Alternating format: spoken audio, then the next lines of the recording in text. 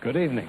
The television and radio stations of the United States and their affiliated stations... September 26, 1960, the first televised presidential debate. There were 75 million viewers. It was the defining moment when television began to dominate politics. Vice President Richard Nixon was convinced he could defeat his opponent, John F. Kennedy. But he would be judged not by what he said, but by how he looked. Kennedy arrived tan, handsome. He was the personification of a matinee idol. At one point, I looked at Nixon on camera, and he looked like death warmed over. But when you answer, I will cut to that camera so that the home audience is on the Kennedy camera and the home audience is on the Nixon. And I said to Kennedy, would you like some makeup? And he said, no, I don't want any makeup. And Nixon overheard that. Nixon needed makeup. Kennedy didn't. So he said, gee, I don't think I want any makeup either. He needed it. Mr. Vice President's experience... Richard Nixon would never forget how the television camera destroyed his political dream. Had Nixon worn makeup that night, he might have won that debate.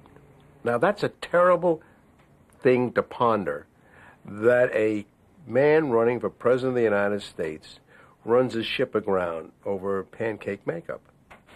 We are for programs in addition, which will see that our medical care for the aged is much better handled than it is at the present time.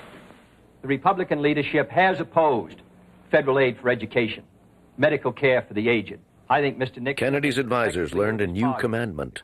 The television image is the key to molding public opinion. Want to lead the United States. The majority of people who saw the debate, and I underline the word saw, believed Kennedy had won.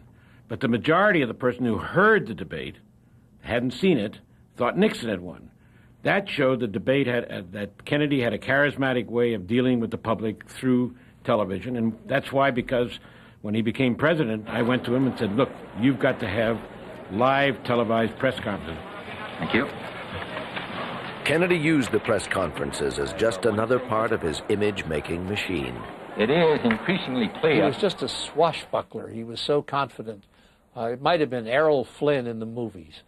And that's why he did so well, and that's why he and Pierre and the others in the White House knew that they could get away with the dangers of live television. Mrs. Kennedy, I want to thank you for letting us visit your official home.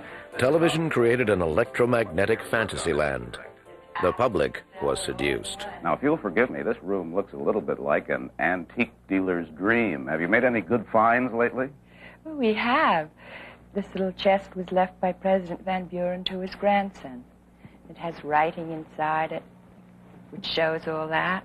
If a future First Family doesn't want it, it goes to the Smithsonian, where it will be taken care of and displayed. The whole of America had its face against that candy store window pane.